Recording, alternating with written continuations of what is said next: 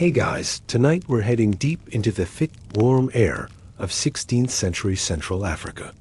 You're standing near the banks of the Kwanza River, just outside the royal compound of Ndongo. The red dust sticks to your ankles. The mango trees are heavy with fruit, and in the distance, children laugh while drummers test out rhythms that have no name yet. The sun hasn't quite set. It just sort of lounges there, hovering, glowing, as if even it wants a few more minutes of calm before. The trouble begins. You're barefoot. You don't speak the language. And to be honest, you probably won't survive this century. Between smallpox, spears, and slavery, it's a rough time to drop in. But you're here now, right where it all begins, with the birth of a girl who will one day stare down Empire's dot. So before you get comfortable, take a moment to like the video and subscribe, but only if you genuinely enjoy what I do here. Drop your location and local time in the comments. I always love seeing where you're listening from. Dim the lights.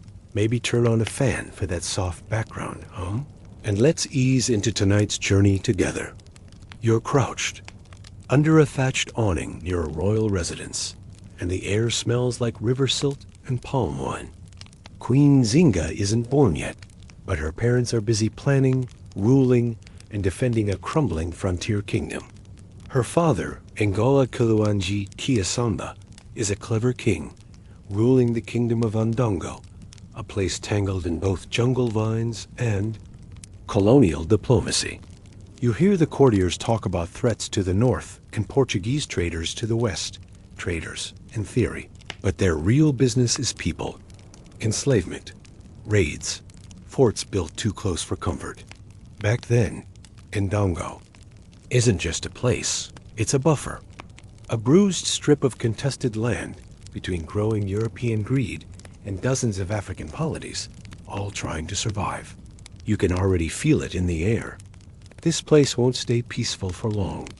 And into this tension, a child is born. Nzinga.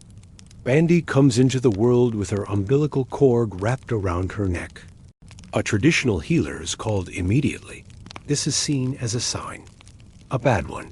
Some believe it means the child will grow up proud, perhaps even dangerous.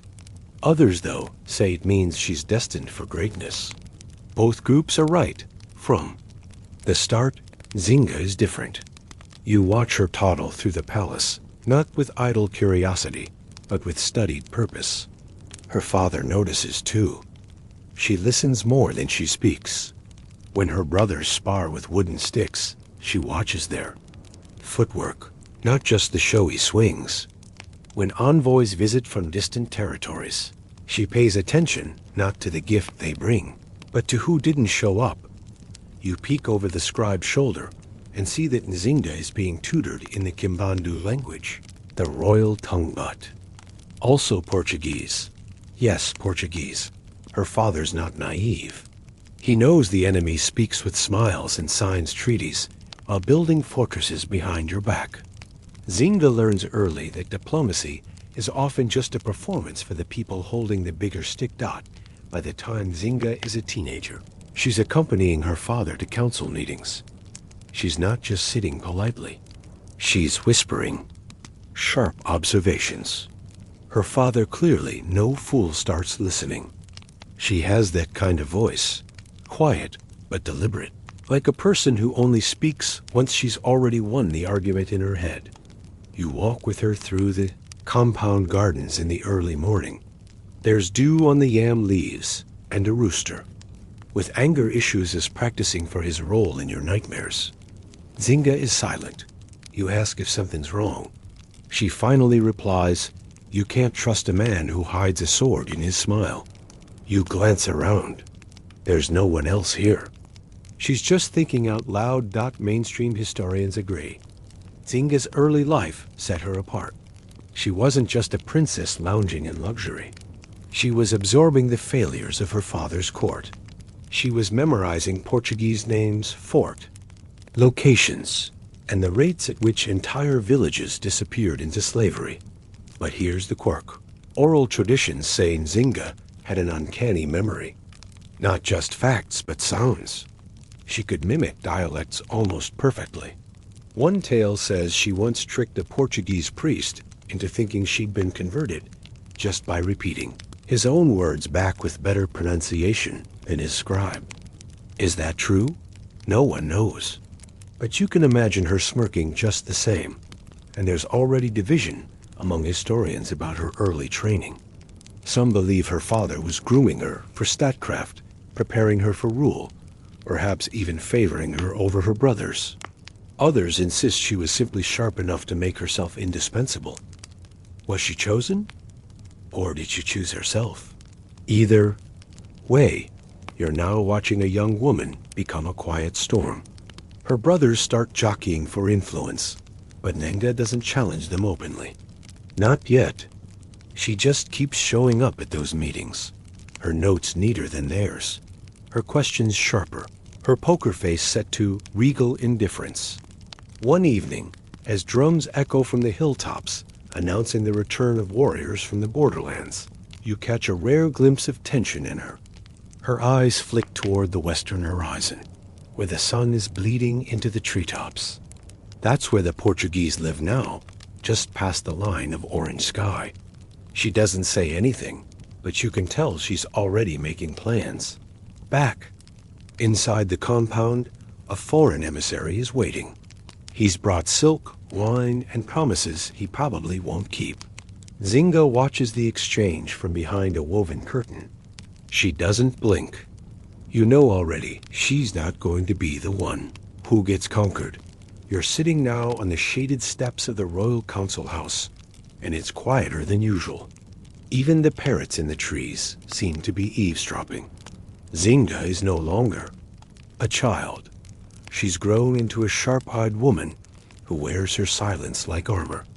And you've begun to notice something that everyone else is just starting to whisper when things go wrong. People look to her father is aging, his authority fraying like the thatch on the roof. His sons, Nzinga's brothers, circle the throne like hungry birds, especially one, Bandi, the oldest. He's impulsive, rash, and frankly, not nearly as smart as he thinks. You're not the only one who notices. Nzinga says nothing, as usual, but her glances say plenty. While others shout, Nzinga studies. She learns how land is taxed, how allies are bought, how insults are dressed up as formal greetings. She listens to stories from traders, Portuguese captains, and escaped slaves. She memorizes where the silver crosses are kept and where the guns are hidden. You trail her through libraries filled with palm leaf scrolls and through dusty back rooms where council scribes drink too much and talk too loud. By this point, Nzinga has already served as an unofficial diplomat sent by her father to settle disputes with local chiefs and, more daringly, to negotiate with the Portuguese. The first time she goes, she brings no soldiers, just a small retinue, some fine cloth, and a message. We know what you're doing. Now, this part of her life is a little murky. Historians don't all agree whether she was already acting as a kind of prime minister or if she was just the king's favorite daughter playing a role. What is clear is that she was good at it. Very good. Enough that her father began leaning on her, publicly, and that was dangerous. In many kingdoms of West Central Africa, including Ndongo, women could hold power, but usually in the shadows through influence, not title. Nzinga wasn't content with that. You can tell. When she walks into a room, the men stop arguing. Not because she orders them to, but because they know she's already solved the problem they're shouting about. One afternoon, you find her in the courtyard, calmly sharpening a palm leaf fan. She's listening to a report. A Portuguese fort is expanding, and the slave raids are growing bolder. Dozens taken, entire villages gone. Nzinga nods once. Then she asks a quiet question. What? Did we offer them last time? A young aide replies, copper and ivory. Nzinga hums. Then next time we offer blood. She isn't joking. Not entirely. Meanwhile, Bandy, her older brother, is spiraling.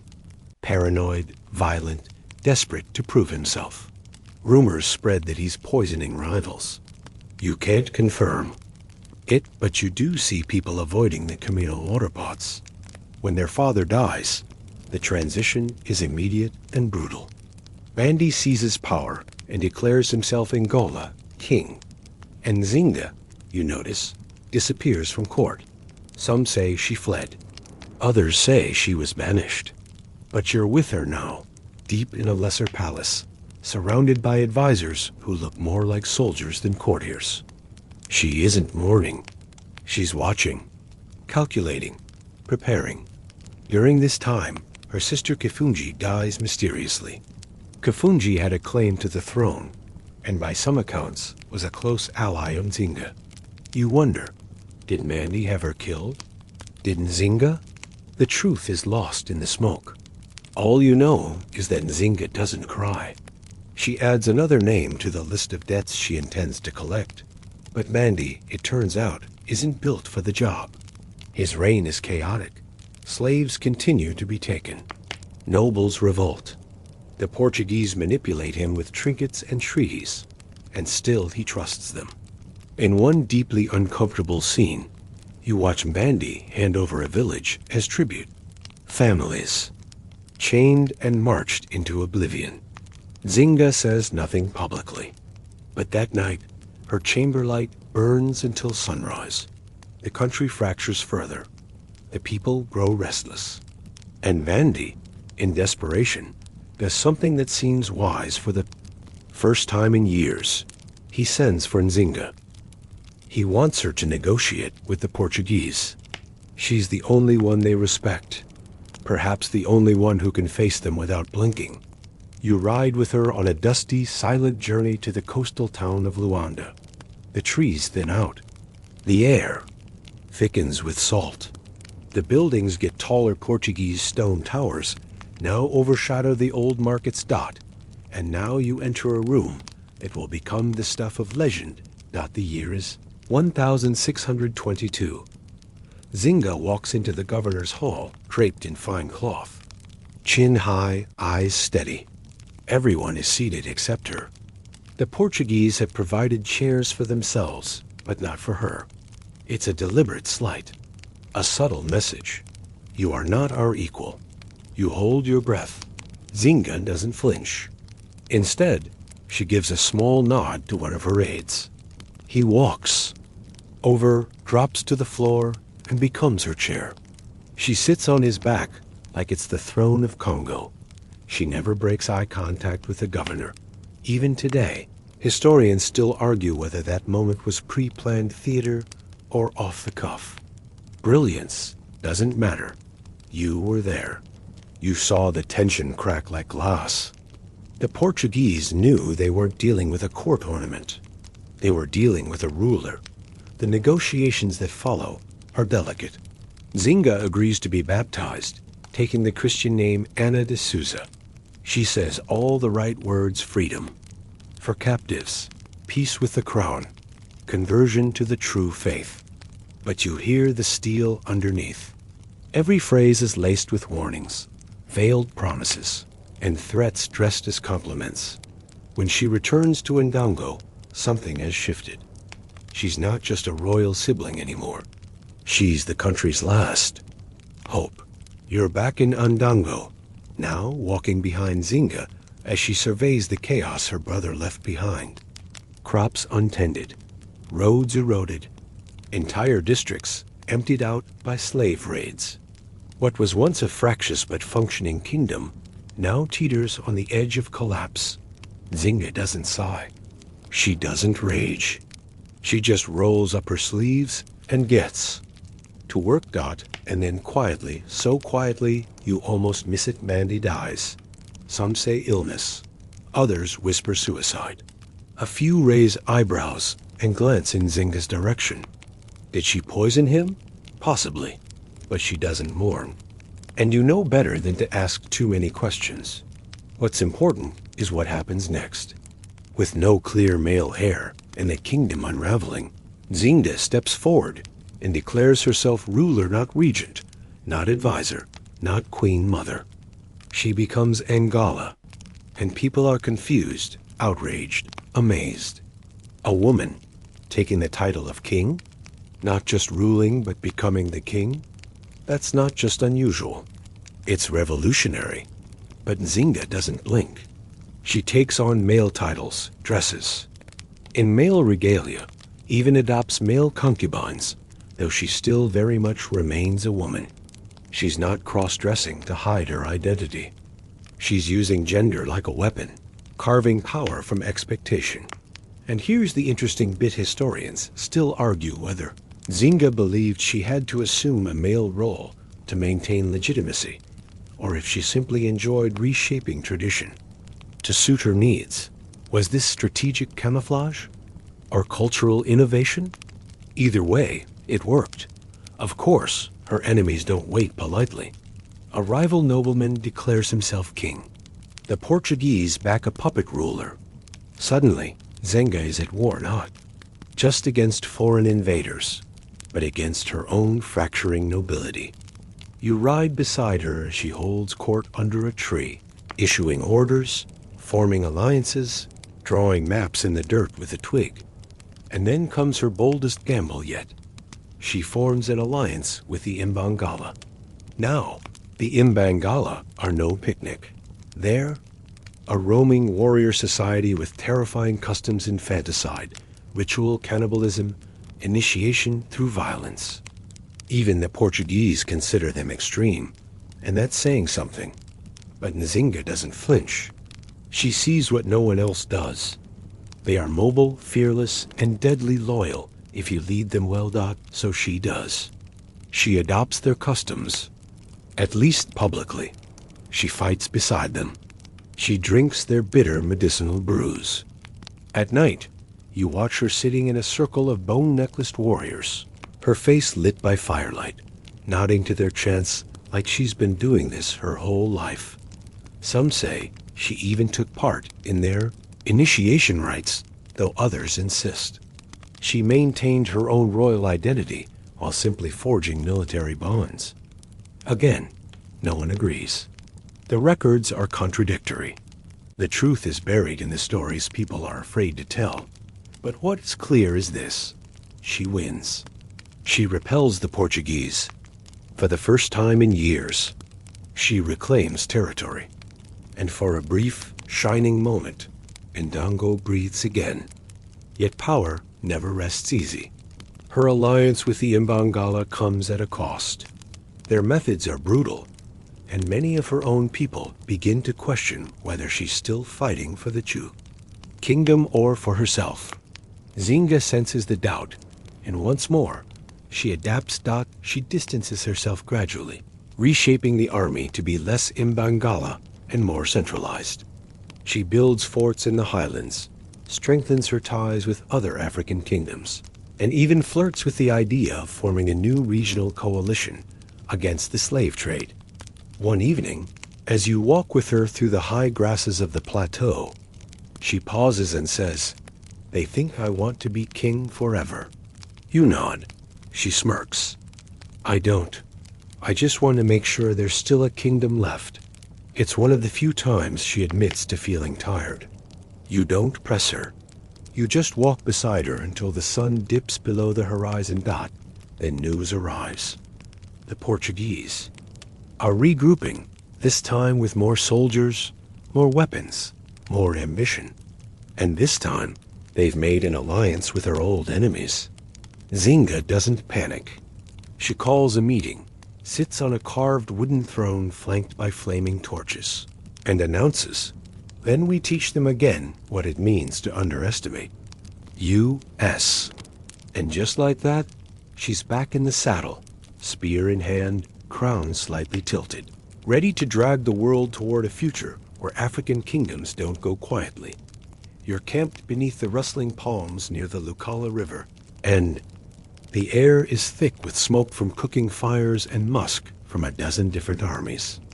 Nzinga's banner dark cloth, emblazoned with silver embroidery, flutters over the command tent. You're used to the rhythm now. She rises before dawn, confers with scouts, drills troops, and rides out herself, often into dangerous territory. But this time, the danger is different. The Portuguese haven't just returned. They've changed their tactics. Instead of fighting openly, they now back a local rival, Cassange, whose armies strike from the shadows and claim legitimacy from puppet titles. And on top of that, they've started targeting Nzinga's allies, slowly isolating her dot, so Nzinga responds the only way she knows how. She builds a new capital.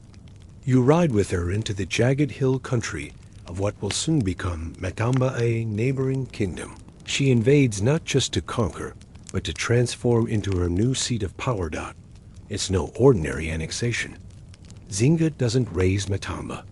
She absorbs it, adopts its symbols, marries its politics.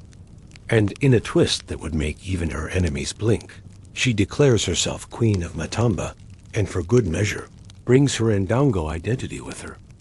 Most rulers would struggle to manage one kingdom. Nzinga now commands two, but with this bold move comes a problem. The Portuguese are furious. They tighten their grip on Luanda. They step up slave raids. They manipulate Christian missionaries to denounce Nzinga's rule. And most dangerously, they declare her a heretic, invalidating her previous baptism and painting her as a traitor to both her faith and crown. Nzinga's response? She doubles down on diplomacy. She writes formal letters to the Portuguese king, penned in elegant Portuguese, reminding him of treaties, alliances, and baptismal vows. She appeals to European notions of honor and Christian duty. She even offers to free Portuguese captives if certain territories are returned. Historians still argue whether this was political theater or genuine diplomacy. But one thing is clear. Nzinga understood European protocol better than many Europeans, and she weaponized it brilliantly. Meanwhile, back home, she starts reshaping her army, not just in numbers or weapons, but in ideology. She institutes land grants for loyal commanders, offers sanctuary to escaped slaves, welcomes defectors from rival kingdoms, and even Portuguese troops willing to switch sides. Her court becomes a refuge for the displaced and the disillusioned. You remember one man in particular, an ex-Portuguese soldier who barely spoke Kimbandu, but who fought like his life depended on it. Which, of course, it did. Nzinga offered him not just survival, but purpose. At the same time, she increases control over trade. She seizes control of regional marketplaces and enacts tax reforms so clever that even local merchants complain while secretly profiting. She redirects caravan routes, strikes silent pacts with inland chiefs, and ensures that every basket of grain or bolt of cloth passes through her hands first. You watch her inspecting goods, herself sniffing spices, testing fabrics, tasting salt. One day she turns to you and says, "They think power is a crown. Power is logistics." But even with all her momentum, there are limits. Christian missionaries in Luanda call her the pagan queen. Portuguese traders accuse her of raiding their caravans. And whispers start again that she's too harsh, too cunning, too female. Some of her own nobles grow uneasy. They remember Mandy, brutal but familiar. Nzinga, though successful, is different, new, and new is frightening. That's when Nzinga makes her boldest, strangest move yet. She declares that her lineage will continue through her sister's children, not her own. In a matrilineal society, this isn't shocking. But the timing is calculated. She's solidifying succession, stamping out future disputes before they begin. She also begins referring to herself in male and female pronouns interchangeably in official ceremonies. You can see the courtiers flinch. But Nzinga is redefining what a ruler is, not just who. That night, under a sky smeared with stars, she walks alone around the camp perimeter. You follow a few steps behind. Eventually, she stops and says, "If I die tomorrow, they'll say I wore trousers and spoke too many languages." But they won't say I begged. You don't answer. You just stay near, because you know, and she knows this isn't the end. Not even close. You wake to a rising haze over the Matamba hills, and Nzinga is already on horseback, her cloak pinned with bronze discs that clink softly as she moves. There's no time to waste. Word has come that a Portuguese force is approaching, backed by Kassanja's fighters and lured by the promise of fresh captives. But this time, Nzinga won't be waiting defensively. She's going to meet them in the bushlands near Katoli. You ride with her into thickets of thorn trees and whispering grass. The army silent, except for the clatter of gear and the beat of war drums wrapped in cloth to muffle their sound. You hear one soldier mutter, "The spirits are hungry." Nzinga just nods. Her war rituals are sparse, but precise in sense at sunrise. White powder across her brow, a blade passed through smoke. She believes in preparation more than superstition. The Battle of Katole, 1646, it starts with chaos. Musket fire shatters the air, arrows arc overhead, and dust cloaks the horizon. Nzinga charges on horseback, flanked by soldiers bearing hand-forged blades and wooden shields. You can barely keep up. One moment you're galloping through dry scrub, the next you're ducking under falling bodies. And then, a miracle. Nzinga wins. The Portuguese retreat, their formation broken. Captains fall. The enemy banner drops into a puddle. Nzinga plants her own atop a termite mound, sweat and blood staining her tunic. You see it in her eyes. Satisfaction, not joy. This wasn't a triumph, it was a message. But it comes at a cost. Casualties are high, supply lines are strained, and the victory only enrages the Portuguese court. They send reinforcements, bigger guns, more alliances with rival African factions. They want her gone, no longer a curiosity, but a threat. Nzinga knows this. So she does what no one expects. She sues for peace. You're with her when she writes the letter, ink smudging as her hand trembles slightly, not from fear, but from exhaustion. She invokes past treaties, speaks of Christianity, offers prisoner. Exchanges. It's diplomatic velvet over iron. And shockingly, they respond. A truce is signed. Portuguese forces back off temporarily. Nzinga uses the moment to rebuild. She welcomes displaced villagers, restores farms, even builds schools with instruction in both Kimbandu and Portuguese. You watch her overseeing construction, sleeves rolled up, surrounded by children too young to know they're standing in the eye of a storm. Historians still argue whether this truce was sincere or a calculated pause. But you can tell, Nzinga's always calculating. During this lull, Nzinga turns her attention inward. She reforms governance, centralizes tax collection, restructures land ownership, and even creates mobile courts that travel between provinces to ensure justice is seen as well as done. One odd little footnote: she reportedly had a group of female bodyguards dressed in warrior garb, trained in martial arts, and fiercely loyal. Some scholars call them myth. Others point to Portuguese letters that reference her Amazons. You've seen them up close, silent, poised, watchful. They call Nzinga me the Rhino Mother of the kingdom. But peace doesn't last. By 1648, Portugal regains Luanda from the Dutch and regains its strength. They tear up old treaties like yesterday's weather reports. Nzinga's truce is shattered. Once again, she prepares for war, but this time, her strategy shifts from direct confrontation to defense through diplomacy and delay. She sends emissaries, makes offers, leaks rumors. She's buying time. She also reaches out again to the Pope. Yes, the Pope. Nzinga petitions for recognition as a Christian ruler, hoping to wield the Vatican's influence as a shield against Portuguese aggression. Her envoys travel thousands of miles to Rome, bearing gifts, letters, and embroidered cloth. Whether this was religious sincerity or political genius, no one knows for sure. The Vatican response is vague, but the message is heard. Nzinga is not.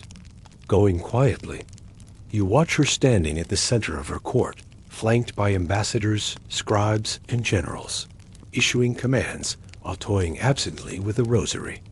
Not because she's praying, she's thinking. She knows the endgame is coming. Not today, maybe not this year, but it's coming back, so she builds legacy into everything. Every market decree, every language lesson, every new wall carved with her crest. She isn't just fighting for power anymore.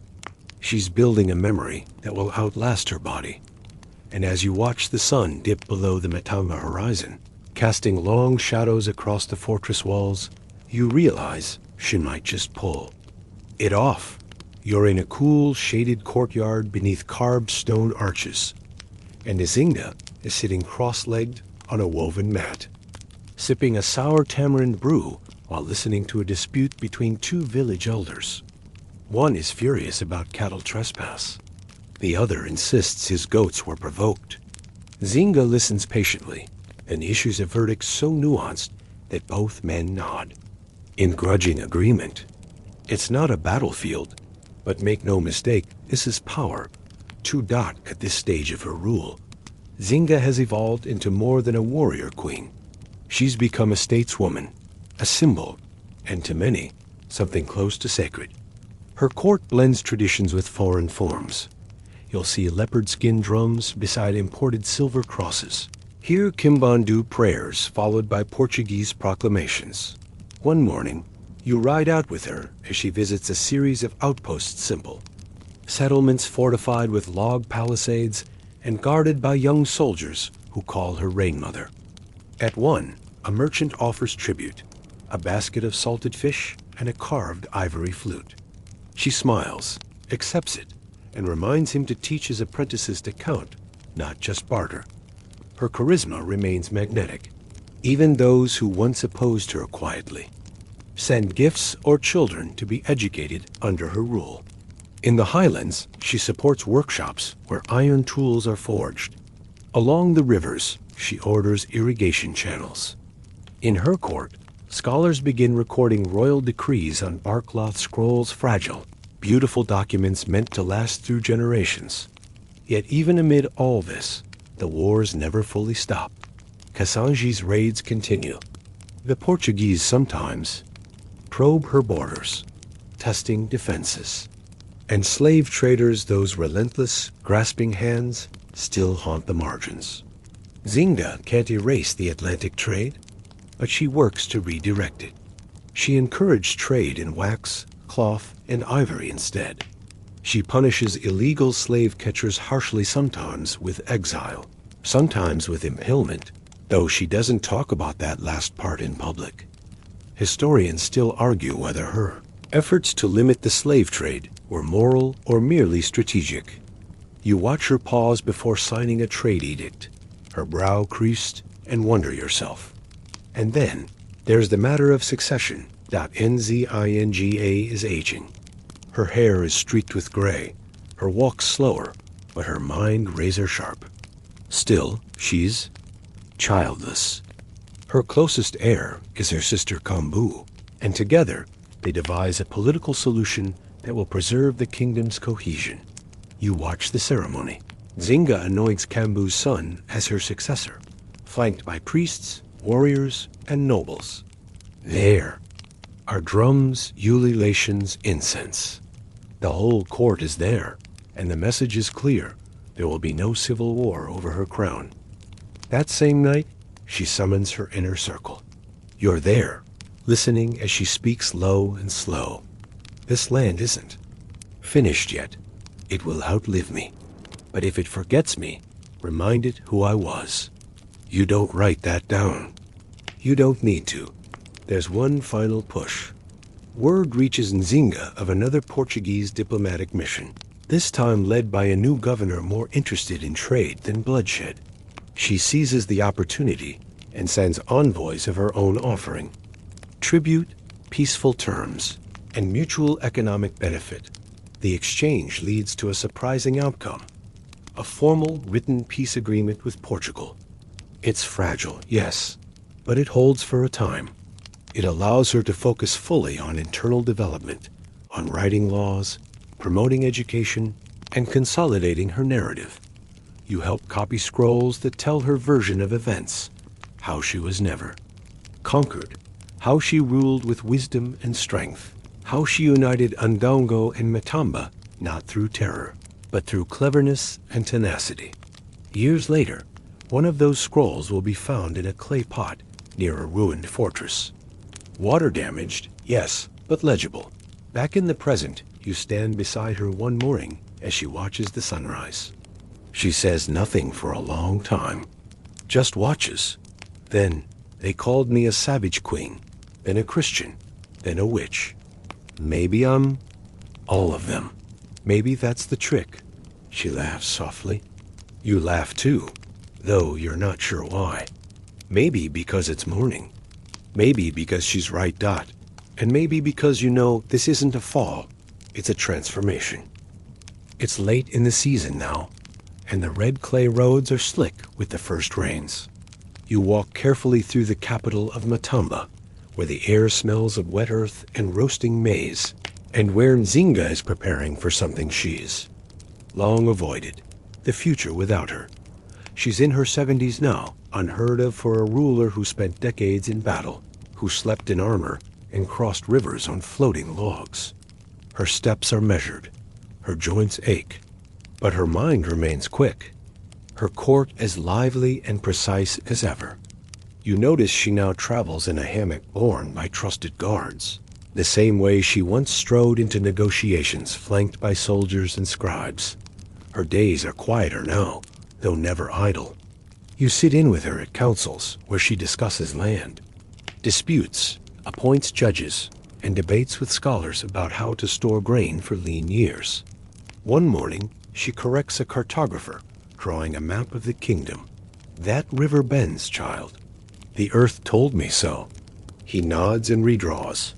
Her capital reflects her legacy. There are marketplaces thrumming with trade honey, pottery, copper bracelets. Schools where children recite both Christian psalms and ancestral poems. A shrine to her ancestors sits just a few steps away from the mission chapel she helped build. It's a contradiction only on paper and person. It all flows together, as if one truth never had to cancel another. And still, whispers reach the palace. Not all Portuguese respect the treaty. Slave raiders from the interior test the borders. Ambitious nobles quietly question the succession plan. You overhear her muttering once, alone in her chamber. Peace is a clever enemy. It kills slower. But Nzinga won't be caught off guard. She orders a series of defensive stations along the Kwanza River. She trains young officers, personally still using the same spear she carried at Gatoli. She calls in spies from the coast, pressing for updates on Lisbon's priorities. Historians still argue whether she ruled out of love for her people or love for control. But standing beside her now, as she pores over reports, you see no contradiction. She is the state. For better or worse, then, unexpectedly, she hosts a celebration. It's her birthday, though she refuses to say which one. There's music, food, dances that last long after dark. You're handed a skewer of grilled goat and a gourd of palm wine. And across the firelight, Nzinga is laughing with children, spinning tales about crocodiles who tried to steal canoes. At one point, she looks over and catches your eye. You think this is all strange, she says, but it's the only kingdom I ever wanted. And she's not lying. In her final years, Nzinga composes oral histories and teaches them to bards and priests. She revises legal codes in plain speech so they'll be remembered. She summons poets and philosophers to shape a version of her life that can be repeated long after her bones are dust. One odd story she tells you, perhaps true. Perhaps a fable is about a talking bird that visited her as a child, warning her of a long road and a crooked crown. I told it I'd walk the road anyway, she says, and make the crown fit me. Some say she kept that bird's feather in her robes, tied with copper wire. You never see it. But then again, you don't ask Dot in her last audience of the season. A merchant from the coast bows low and presents a bolt of fine blue silk. She touches it, smiles, and says, "This will make a good funeral cloth." For someone else, I mean. Everyone laughs, but her eyes don't. That night, as the rains fall harder and the wind stirs the banana trees, you feel a shift in the air, a sense of things winding down, not with drama, but with dignity. And you realize Nzinga's greatest act wasn't her defiance, Dot. It was her endurance. The rains have settled into a steady rhythm, and so has Nzinga. You notice her routines become more deliberate. Morning tea with honey and baobab leaves, midday walks through the palace garden, and long evenings dictating memories to scribes whose hands cramp before her story's end. She doesn't call them memoirs. Of course. Just things I want remembered, she says. And remember they do stories of ambushes beneath kapok trees, secret treaties carved into bone tablets, a priest who once baptized her twice, just to be sure. On a warm evening, you're sitting beside her on the veranda as the sun disappears behind tall grasses, and she asks you a strange question. Do you think they'll make me a ghost or a queen in the end? You start to answer, but she waves it off. Doesn't matter. I'll take either, as long as they get the name right. She's planning still. Always planning. She's working with her council to finalize land rights, tax records, inheritance. Laws. Some of it is meant to protect her lineage, especially her chosen heir, Kambu's son, but most of it, you suspect, is designed to make sure Matamba survives without her. And in between all the governance, Nzinga receives guests. One afternoon, a Portuguese priest travels days upriver to pay her respects.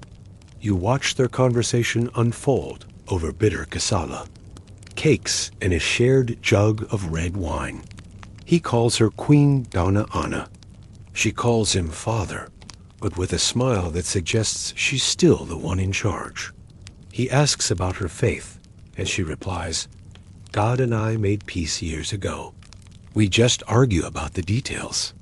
Later, a young emissary from the Imbangala arrives, hoping to negotiate access to trade routes. Nzinga listens, nods, and then retells slowly and with relish the story of how she outwitted the Imbangala general at the Battle of Katoli. The emissary laughs nervously, then agrees to her terms. There's a small crisis of food shortage in a northern province. Rather than send troops, Nzinga sends grain, carpenters, and a midwife. Starving women can't birth soldiers, she mutters. It's a policy decision wrapped in maternal sarcasm, and it works. But even now, in what could be a peaceful twilight, danger circles. A minor noble stirs trouble, claiming the throne should pass through another bloodline. Nzinga lets the rumors simmer for a week, then invites him to dinner. You're there, though you wish you weren't.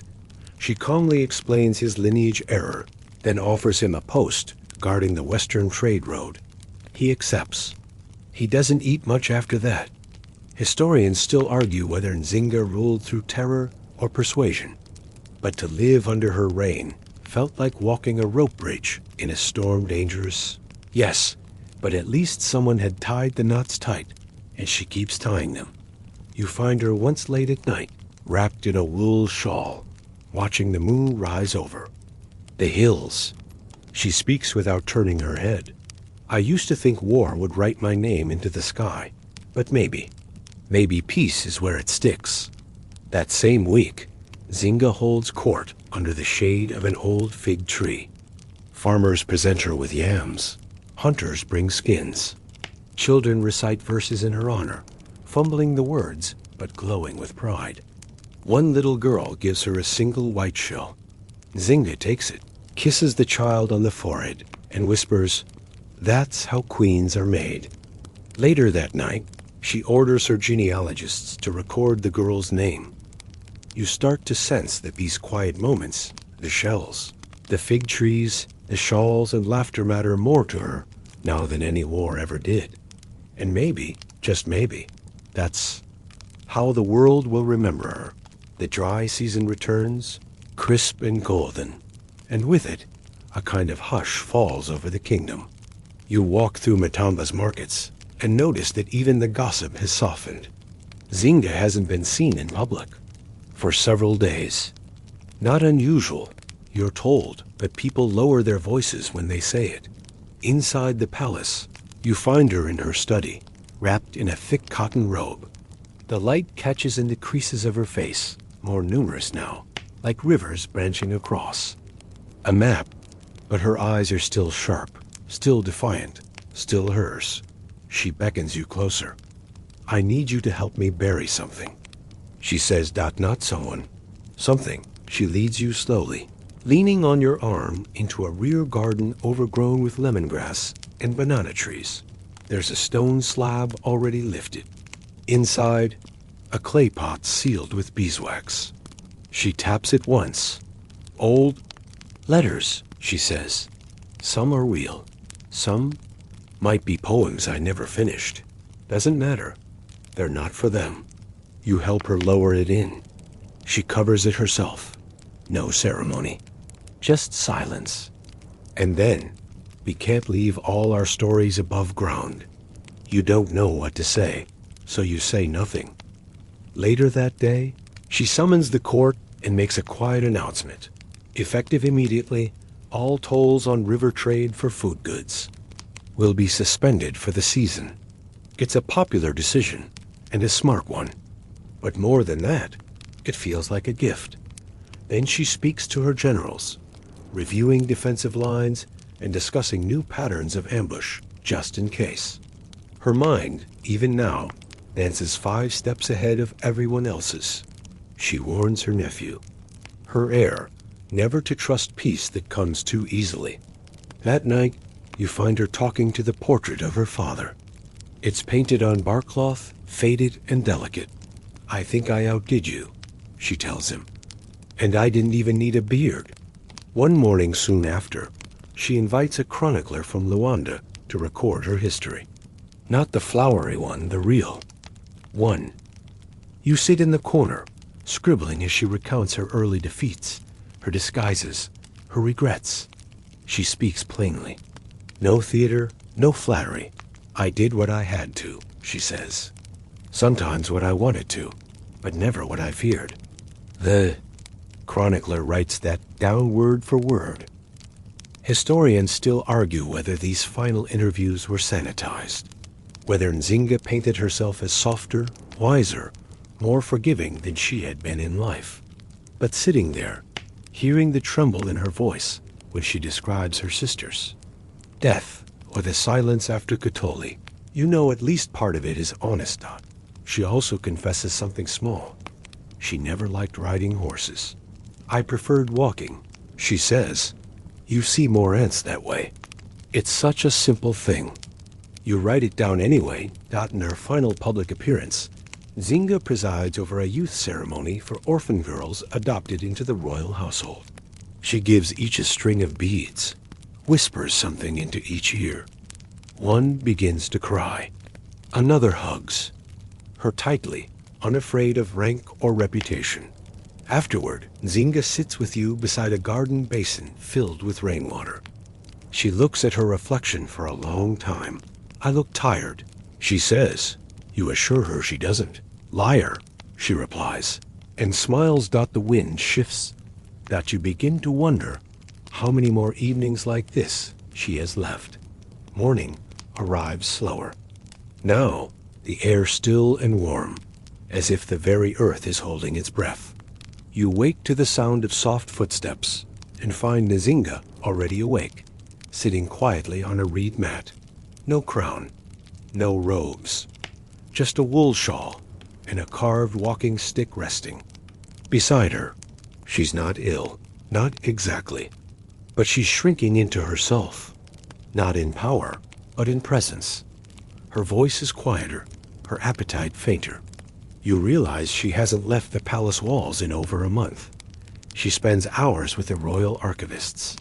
You watch as she points to a crumbling bark scroll and shakes her head. That's not how it happened. She has them burn 3 pages, edit 6 more, then dictates a correction with slow, deliberate words. Memory, for her, is as much a battlefield as the plains of Katoli once were. You accompany her to a final military inspection. Fewer troops, now many retired, others posted to the borders. But the discipline remains. They stand straight as saplings. As she walks by, at one point, she stops in front of a teenage recruit and says, "I've buried 20 generals. Don't make me bury 21? The boy nods. Why-I. After the inspection, she calls for her old suit of armor. You help her touch each piece: breastplate, leather skirt. Helm, though, she doesn't put it on. Too heavy, she says. Let the ghosts wear it now. Later, she takes you to the sacred grove where her sister Kambu was buried. The trees lean low, and the earth smells of roots and rain. She sits by the grave, brushing a leaf aside, and speaks not with grief, but with resolve. You carried the shame so I didn't have to, she says softly. I'm sorry it took me a lifetime to see it. She leaves behind a carved shell and a lock of her own hair. The grove is quiet as you return, and neither of you speaks for a long time. Historians still argue whether Nzinga ever forgave herself for her sister's death. But watching her now, her hand resting on the carved grave marker, her shoulders finally slack, you suspect she came as close as anyone could. She begins to delegate more. Her heir presides over audiences. Ministers bring her only the most urgent matters, but she's still sharp. When one advisor stumbles through a vague policy recommendation, Nzinga fixes him with a look and says, try again. This time like, you mean it. You catch her later writing letters to distant governors. Each line, a blend of praise and warning. She signs them with a careful flourish and a wax seal bearing her initials. D-A-N, Donna, N-G-I-N-G-A. She also starts giving things away. A silver comb to one maid, a leopard skin cloak to a loyal general, a carved stool to a visiting priest. Things belong to the living, she says. I'm running out of time to be one. And then, one evening, as the fireflies dance between the papaya trees, she invites you to sit beside her on the steps.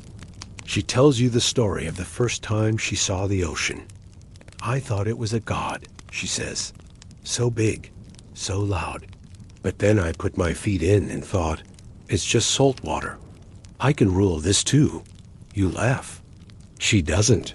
She's watching the stars now, eyes shining, and she whispers, I hope they remember I was never afraid.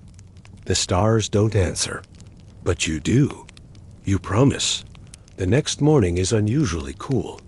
A breeze drifts through the palace like a sigh, and the servants move more quietly than usual. You pass them in the halls, each nodding slightly, lips pressed tight. No one says it, but you feel it. Something is shifting. Nzinga is in her chamber, propped up on cushions, stuffed with dry grass and cotton. Her hands, always so expressive, now rest calmly in her lap. She's been sleeping more, talking less. But when you step in, she smiles, with half her usual spark. Well, she says, still here. She motions for you to sit. You do. There are no scrolls on the floor, no generals waiting outside, no urgent matters of state. I had a dream, she murmurs. I was back in Ndongo, in the hills. I was climbing barefoot. The sun was hot, but the rocks didn't burn.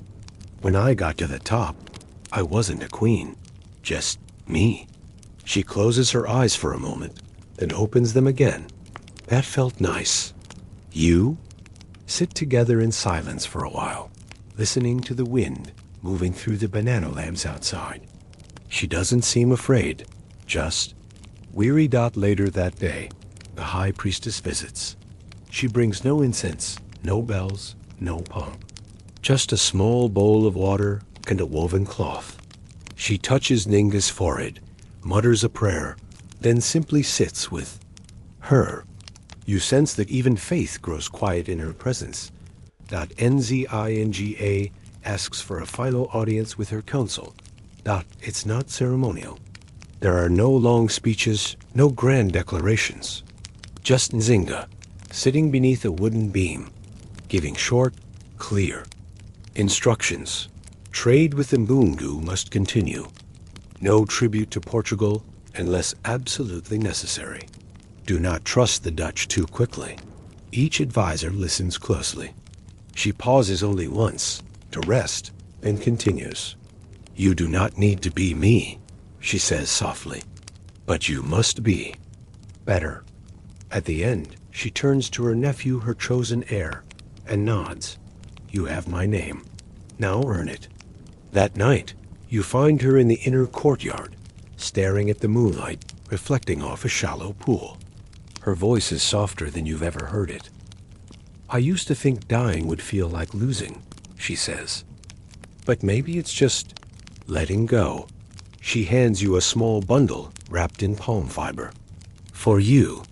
Inside is a smooth stone from the Kwanza River, a carved wooden comb, and a single silver ring. To remember me when you forget the speeches. You want to say something profound, but your voice catches. She notices. She says, even now you talk too much. The moon is high. Her breath is steady. The frogs have begun there. Soft chorus in the distance. She doesn't ask for prayers. She asks for stories. And so you tell one about the day she tricked the Portuguese governor into giving her a treaty, only to rewrite it the next morning. She chuckles, then sighs. Historians still argue whether Nzinga died in peace or bitterness, whether she passed with her mind clear or tangled by time. But in that moment, she is simply a woman beside water, surrounded by memory, waiting for the tide to turn. As dawn creeps over the horizon, her eyes flutter closed. I'm just going ahead, she whispers. You'll follow eventually. And then she sleeps. The sun is slow to rise that morning. No trumpet sounds, no bells ring. Just the hush of the palace, as if the very walls are holding their breath. You step into Nzinga's chamber and find the curtains swaying gently. The woven mat is empty. She is gone. Word spreads not in waves, but in ripples. A messenger runs to the market with red cords tied to his wrists, the silent signal of royal mourning. In the fields, women drop their baskets mid-harvest and begin to hum. In the river villages, fishermen stand waist-deep, staring at the sky. There are no wails, only a soft, collective stillness. You're handed a list of instructions. Nzinga left it months ago. Of course she did. Every detail planned: who should speak, which drums should play, what day the earth itself should be turned. The priests lead the procession through the palace. They carry her body wrapped in raffia mats, woven with beads and bits of iron symbols, of both her royalty and her battles. Her face is covered with white clay, just as it was in the old warrior rites. But this time, there is no sword at her side, only a folded cloth embroidered with vines and suns. You follow the cortege as it winds through the capital. People kneel along the road, pressing their palms to the dust. Children toss dried petals. The air smells of smoke, honey, and something. Older maybe frankincense, maybe memory. Nzinga is buried not in the royal cemetery of the kings, but in a grove near Matamba, shaded by baobab trees. Her choice. She wanted roots above her, not stones. Her grave is simple. A mound, a ring of carved stones, and a single wooden marker. No name, just a symbol, a crescent moon resting inside a sun. Historians still argue about the location of her true burial site. Some claim it was hidden to prevent desecration by the Portuguese. Others believe she was cremated, her ashes scattered across the Kwanzaa River. But the people of Matamba say they know. They whisper that she watches from the trees. The mourning period lasts 40 days. You wear a barcloth band around your wrist. And each night, you join others at the central fire. They tell stories, not always the flattering ones. They remember her tempers, her biting remarks, her impossible standards, but also her kindness, her fairness. The way she once stopped a war over a goat stolen by accident.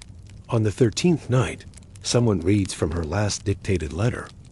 To the people of my lands, I did not win every battle, but I never stopped fighting. Let no one teach you shame for that. A hush falls. Later, a woman stands and begins to sing an old war chant. Slowly, others join in, but it softens into something new, something not quite grief, not quite joy. A kind of lullaby in armor. Datu walked the palace grounds, retracing her steps. You? Remember the evenings when she sat under the mango tree, whispering old Mundu proverbs. Even the lion must drink, she'd say, but the clever goat drinks first. You return to her study. The scrolls are gone, archived. Her walking stick leans against the wall. You almost reach for it. Outside, life has resumed. The market's open. Rice simmers over fires.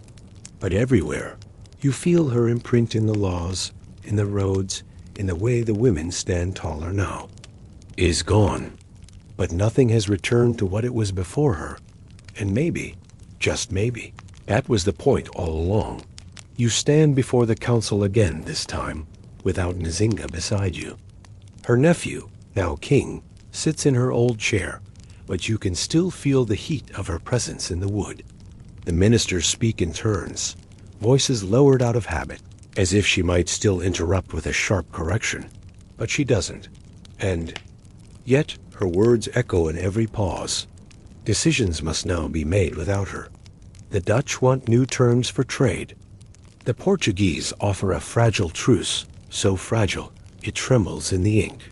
The interior provinces are restless again, unsure of who leads them now. You can see the fear behind every diplomatic smile. In quiet moments, you hear Nzinga's voice. In your mind. Never play with an open hand, she once said, and never walk without leaving dust on someone else's floor. You keep her advice. You suggest deals that favor Matamba's grain-rich interior over volatile coastal trade.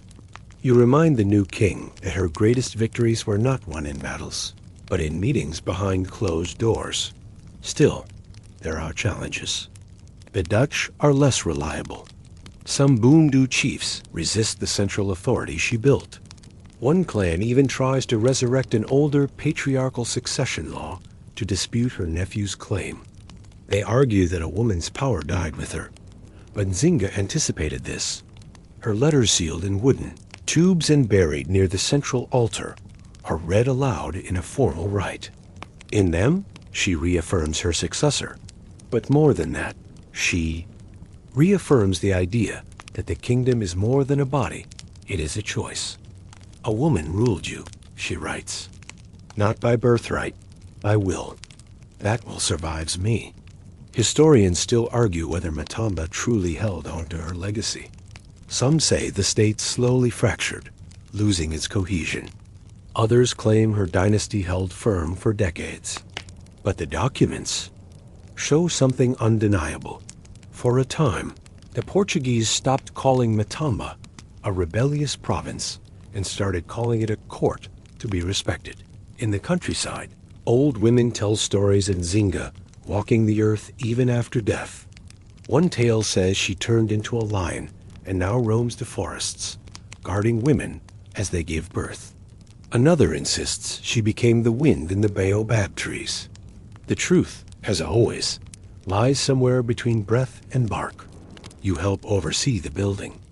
Of a new hall, a wide, open structure with curved eaves and carvings of cranes along the rafters. It's meant to hold public councils, a practice Nzinga always wanted to normalize. Under the roof, elders and youth gather, voices blending in. Debate, storytelling, laughter. One day, you notice a young girl sitting at the edge, carving into a strip of bark. You ask what she's writing. "My name," she says. "I want people to read it after I'm gone." You smile. The legacy survives not only in policy, not only in treaties or weapons, but in the small hands holding pens, in the people who speak. Because once, Nzinga did. Back in her old quarters, the vines have started creeping in through the window cracks. You let them grow. Even the stone wants to be soft now. The season shifts again. The rains come early this year, thick, relentless sheets that turn roads to rivers and courtyards into ponds. You find yourself wrapped in a shawl, sipping warm millet drink, watching the puddles form when Nzinga once paced in thought. Life slows, but memory stays sharp. People still speak of her. Not always in reverence, sometimes in exasperation. Nzinga wouldn't have tolerated that. Someone mutters when the market tax is raised too quickly. Nzinga would have fed the soldiers first, says a guard when rations run low. Her name has become shorthand for both criticism and courage. You travel through the outer provinces now, inspecting forts and fields, meeting with chiefs who once feared her. Some still do. One old man greets you with, "Has the lioness sent?" Her shadow? You laugh, but only softly.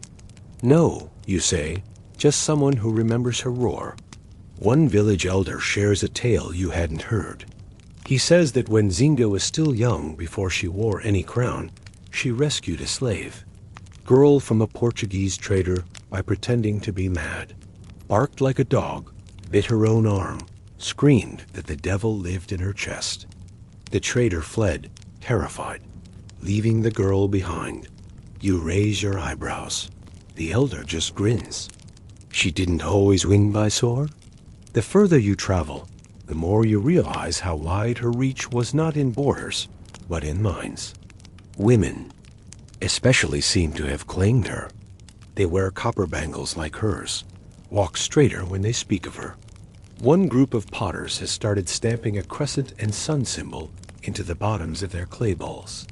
Quiet defiance disguised as decoration. Back in the capital, children play a game they call Nzinga's Seat. One squats in a chair while the others try to knock them off.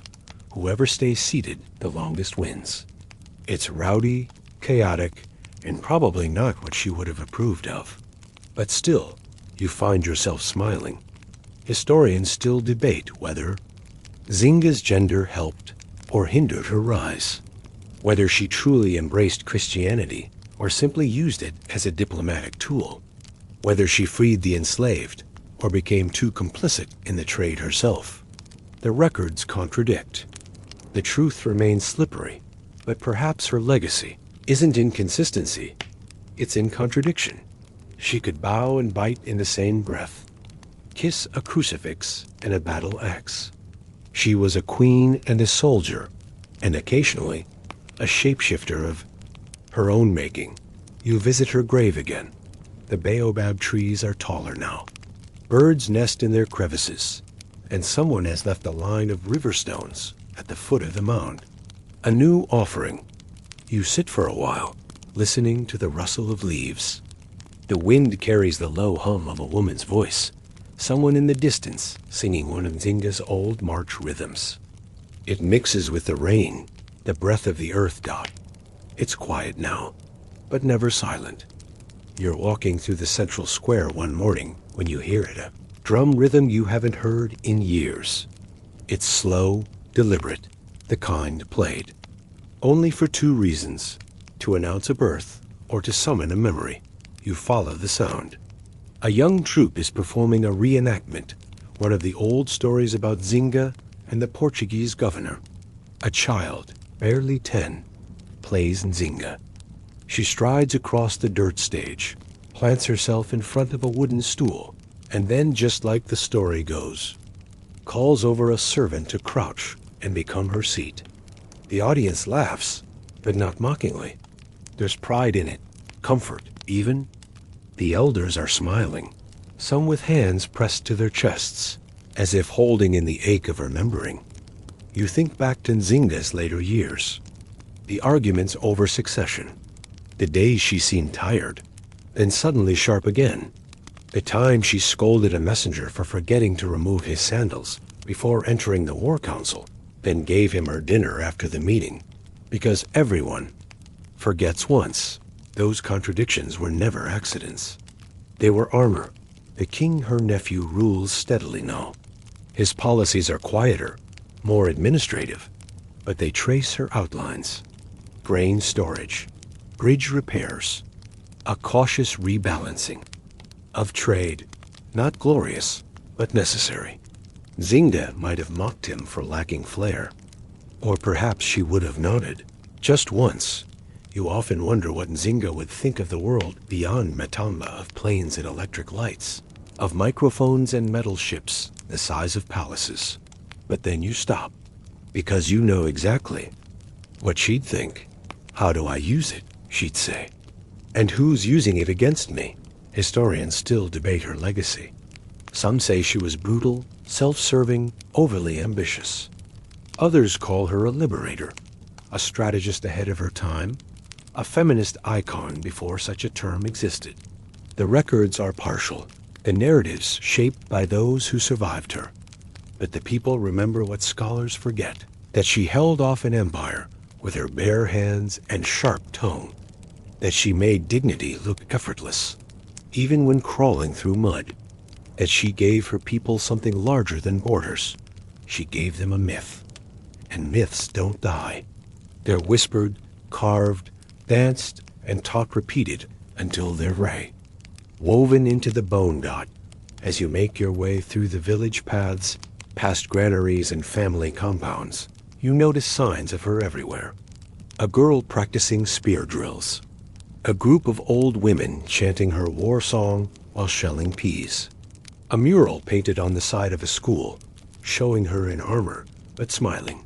And then, as the sun begins to sink, painting the sky with lazy streaks of orange and purple, you find yourself pausing by the mango tree, the same one where Nzinga used to sit and think. You place your hand on the bark, warm from the day. A breeze shifts the leaves. Somewhere in the distance, a flute begins to play. Close your eyes, and for a moment, you can almost hear her footsteps again. Almost. So now, let your breath slow. You've walked long roads tonight through jungle paths, royal courts, battlefield edges, and quiet memory. You've sat beside Nzinga as she plotted, argued, grieved, and ruled.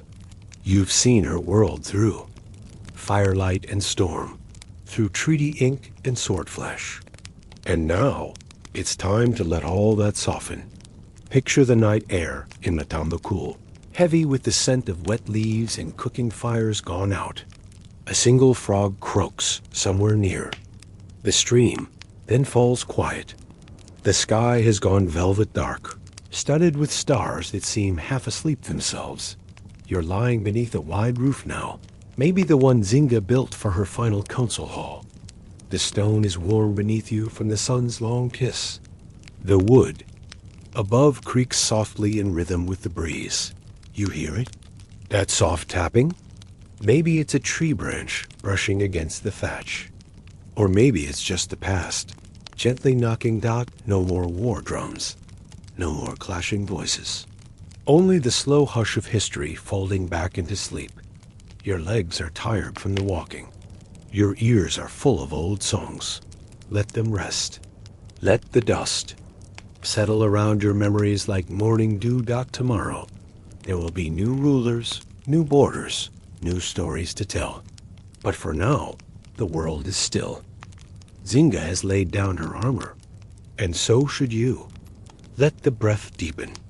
Let your eyelids fall. You've done enough wandering for one night. Sleep well, traveler. End of script. Sweet dreams.